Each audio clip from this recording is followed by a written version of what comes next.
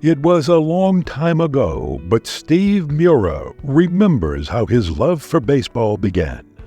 All I can remember is somebody handed me a baseball when I was 5 years old, and I've been throwing a baseball ever since. And I quit throwing batting practice to my kids at age 50, and it's 45 years of throwing a baseball. Skeeter Thayard coached Steve at Redemptorist and Legion as Mura pitched his team to the 1973 Louisiana American Legion Championship and the New Orleans Boosters to the championship game in Johnstown. Steve signed with Tulane, a program that had a total of only 2 20-win seasons before his arrival. Mura led the Green Wave to 3 straight 20-win seasons. From there it was off to the show with San Diego and eventually a World Series ring with the 1982 St. Louis Cardinals. I got a ring playing in Walla Walla, Washington, A-ball. I got a ring in AA in Amarillo. I got a ring in Denver playing there, and then I got a big league ring. So I've got 4 rings, and they're all hidden somewhere in a drawer, you know? He learned the game from legends like Skeeter Thayard and Rag Sherman. And at Tulane, Mura played for 2 All-State Sugar Bowl New Orleans Hall of Fame coaches, Milt Retief and Joe Brockhoff, who started Mura in Brockhoff's first game as a head coach for the Wave. Opposing batters couldn't touch Mura, as Brockhoff witnessed the best breaking curveball he had ever seen. The great Pete Rose concurred at that time, saying Steve Mura's curveball was the best in the major leagues.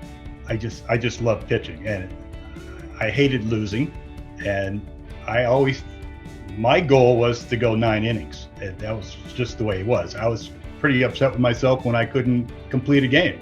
And fortunately, most of the time it did. Now, it probably had a little wear and tear on my arm, but I wouldn't change a thing.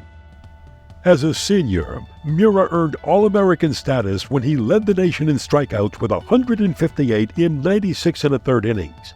His Tulane stats are impressive. He posted a 1.33 ERA, third all-time at the school. His career ERA of 1.71 in his 27 complete games is still the best all-time.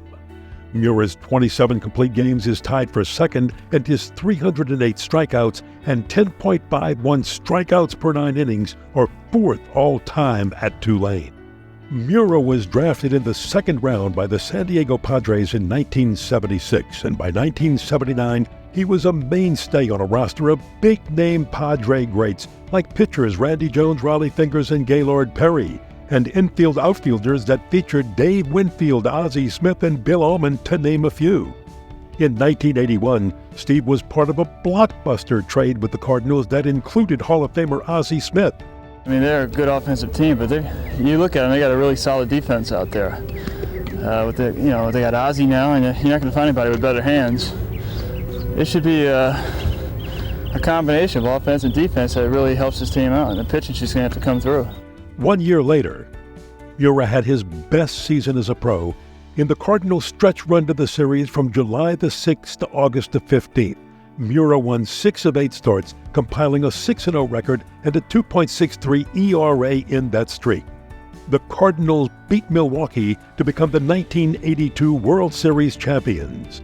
Mura finished the year 12-11 with a 4.05 ERA. He ended his career with the White Sox and A's and retired after the 1985 season. It's obviously a huge honor from a kid that grew up in the Irish Channel playing for a New Orleans Recreation Department and Redemptorist High School in Tulane. I mean, it's a big deal. I mean, I wish my mom and dad were still alive to enjoy it also, you know?